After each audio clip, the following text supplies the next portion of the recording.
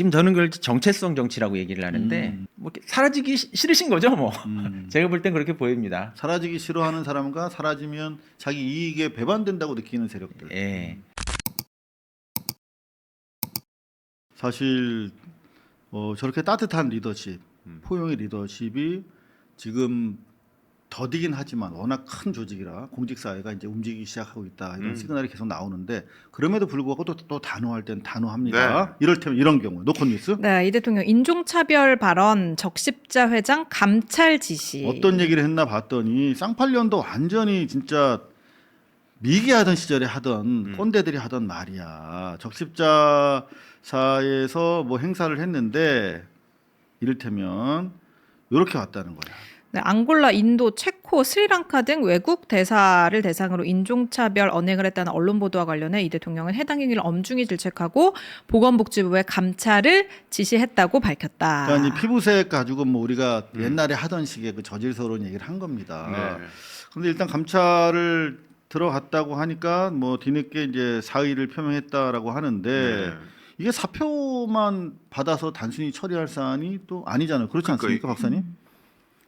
예, 뭐 사표 그다음에 어떻게까지 처리해야 될지는 잘 모르겠는데 네. 제가 이제 이 발언을 보면서 드는 생각은 일단 그 이분이 그 윤석열 정부 때 임명되신 분이죠. 그렇죠. 예, 이 정부 때 임명되신 분들 보게 되면은 그 자리에서 해야 될 일과는 굉장히 다른 정체성, 반대 정체성을 가지고 있는 분이 많았던 것 같아요. 이념만 가지고 발탁을 예, 했으니까. 무슨 독립기념관의 그 관장님도 보면은 그 자리에 있어서는 안 되는 분이 스스로를 이제 그 자기 기관을 배반하는 그러니까. 네, 그런 분이었고 이 적십자 같은 경우도 뭐 인종 국경을 넘어가지고 휴머니즘을 발휘하려고 원래 만든 것인데 예, 그걸 스스로 이제 배반하는 이런 사람들이 자리에 앉아 있다라든가 인권위도 마찬가지야. 네, 인권위도 그렇고 방송 뭐 위원회도 마찬가지고 언론 탄압의 기수들이 다 앉아 있어. 예. 노사장위원회 김문수 안 치는 거 봐요. 그러니까 역으로 간다니까. 와 진짜 한두 군데가 아니네요. 네, 네. 예? 국가 그 교육위원회인가요? 거기에 이배용 이배용. 씨 예, 그분 네. 같은 경우도 금거북이. 금두꺼비 네, 금두꺼비. 예, 그런 분들이 이제 앉아 있고 참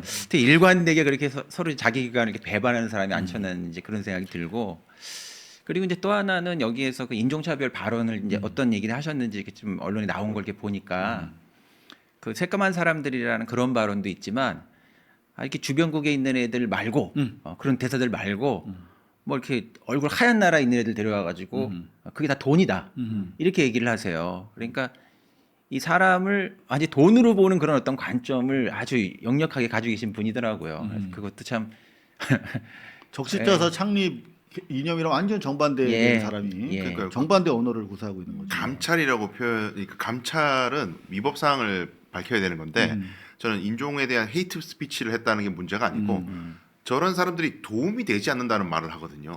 근데 대한적십자사는 이권 단체가 아니에요, 원래. 봉사하는 단체지. 그렇죠. 근데 도대체 자기가 원하는 바가 뭐길래? 어떤 이득을 생각하길래? 그런 말씀하신 하얀색 피부를 가진 나라들 빅5라고 뭐 표현하던데 미국 같은 그런 나라에서 와야 나에게 어떤 이익이 된다는 거지. 혹시 뭔가 이득을 노리는 어떤 뒷사업을 뭔가 생각하는 거 아니냐. 이런 것까지 다 파야 돼요. 도대체 무슨 이득이 있겠어요, 저기서. 예. 그것도 그러네요. 예. 이권 사업으로 모든 걸 생각하는 그런 그렇지. 관점이 돈으로 있죠. 보는 거지. 예. 근데 실제로 보면은 방금 우리가 인권이 뭐 적십자사 뭐 교육이 다 따져봐도 그 실제 존재를 배신한 그 책임자들. 네. 이 자기 일관되게. 기관의 정체성을 부정하는 근데 네. 사실은 우리 내부에도 있어요. 그러니까 민주당이면 가장 민주적이어야 하는 인사들이 필요한데 네. 그 민주를 참칭했던 대표적인 인물이 이제 이낙연입니다. 아, 이낙연이 다시 등장을 하고 있어요 언론지상에. 왜 자꾸 나와 요즘? 그 아마 이제 네. 내년 6월 선거 때문에 아마 시동을 거는 것 같은데 디지털 타임스. 유튜브 개설한 이낙연, 윤석열 민주주의 파괴, 이재명 괴물 독재. 이게 말씀드렸지만 이 디지털 타임스의 부국장 겸 정치 에디터가 누굽니까? 권순우. 왕파리. 왕똥파리. 죄송합니다. 아이고 또 파리에 대한 예의를 못 지켰어요. 왕똥파리. 왕똥파리. 예, 그 선수와 이 이낙연 전문 기자 한기호의 콜라보인데 계속 나오고 있어요. 이게 디타에서 일단 딱 치고 나가면 다른 기사들이 쫙 쏟아집니다. 이게 이제 따라가는 건데 네. 또 오늘은 또 이런 기사가 또 나왔어요. 네, 이낙연 항소 포기 책임 가려지는 건 시간 문제일 것. 계속 이렇게 키워줍니다. 그러다 보니까 이제 다시 이낙연이 내년 지방선거 때까지는 계속 자기 존재를 데몬스트레이트 할 것 같은데 이낙연이 이제 유튜브를 시작한다고 그래요. 네. 근데 경계롭게도 이건 뭐 직접적으로 연결 짓는 부분에 대해서 이견이 있을 수 있습니다만 이낙연을 지난 가을에 초대했던 분이 누굽니까? 문재인 전 대통령. 문재인 전 대통령이 초대해서 파안 대소하면서 사진이 유출됐는데 이거는 사진 유출될 줄 모르고 찍혔다. 에이. 이렇게 말씀을 하셨는데 그 문재인 대통령께서도 유튜브를 시작하신대요. 잊혀지기를 원해하셨던 예. 바로 그분이 그 와중에 또 이걸 연결짓는 부분에 대해서 불편하실 분들이 있을지 모르겠는데 또 이거 보면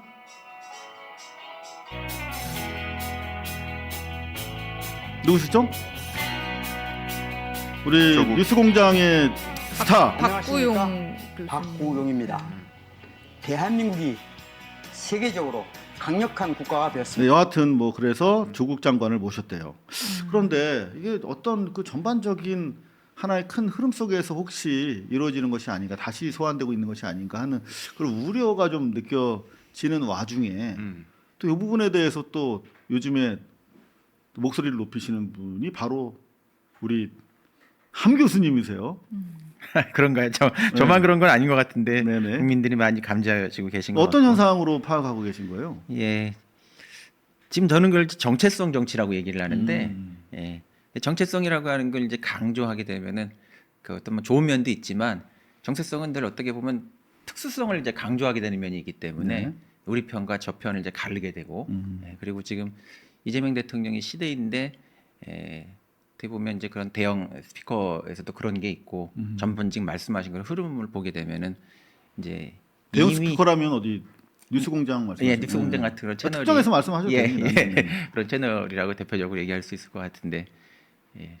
지금 어떻게 보면 시대가 다른 시대를 향해서 지금 가고 있는데 과거에 이미 지나간 어떤 정권의 아이콘이었던 분들을 그때 예. 또 필요한 수단으로서 작용하셨던 분들이죠. 네, 그분들을 뭐 단순히 비난하는 게 아니고 역사적으로 그분들이 필요했기 때문에 국민이 소환을 한 것인데 어떻게 보면 거꾸로 문재인 대통령이라고 하는 그 이름으로 어떻게 보면 그 시민들을 그 백성으로 소환하는 것 같은 나가서는 이제 요즘은 그 문재인 대통령이 그렇게 효능감이 좀 없는 그런 면들이 좀 있다 보니까 오히려 도움이 안 된다는 예. 지역도 사실 있었어요. 그러니까 이제 그걸 네. 노무현 대통령까지 소환을 해서 이미 노무현 대통령이 등장했던 적이 네. 2002년이잖아요. 예, 20년 23년 전에 됐네. 네. 예, 2002년에 인물을 다시 소환해서 지금 정치가 나아가야 될 어떤 그 앞을 보게 만드는 것이 아니고 자꾸 뒤로 거꾸로 돌아보게 만드는 예. 팬덤이라고 얘기하는데 어떻게 보면 특수한 정체성이 계속 갇히게 만들므로써 우리 사회가 이제 한 단계 진전하는데 오히려 장애가 되는 그런 요소들이 좀 많은 게 아닌가 그런 생각이 많이 듭니다. 지금은 앞으로 나아가야 될 때인데 네. 어떤 특정한 목적이 있겠죠. 그런 정체성을 소환하시는 분들은. 네, 뭐 이렇게 사라지기 싫으신 거죠, 뭐. 제가 볼 땐 그렇게 보입니다. 사라지기 싫어하는 사람과 사라지면 자기 이익에 배반된다고 느끼는 세력들. 예, 그때 등장하실 때도 어떻게 보면 시대적인 요구가 등장했기 때문에 그 역할이 어느 정도 이렇게 이제 끝나면, 근데 그 역할에 대해서 지금 보면 뒤돌아보면은 꼭 성공했다고 평가받지도 않거든요. 그러니까요. 예, 네. 그리고 지금 우리가 계엄 같은 걸 맞이하면서 그 정치라고 하는 것이 과연 성공한 정치였는가, 또 지금 정부에게 이게 도움이 되는 사람이었는가, 이런 여러 가지 의혹이 드는 상태에서 예, 지금 대통령이 문재인 대통령이 직접 이렇게 등장한다라고 하는 거는 이거는 좀 예사로운 일이라고 생각하지는 않습니다. 그냥 옛날 대통령이 아니고 친문 정치라고 하는 하나의 어떤 기호의 상징이 되고 있기 때문에 그렇죠. 예, 이걸 혼자 이렇게 등장하는 독립적인 움직임이라고 볼 수는 없을 것 같아요. 그래서 저희는 이 부분에 대해서 예사롭게 그냥 보아넘기기는 좀 어려울 것 같아요.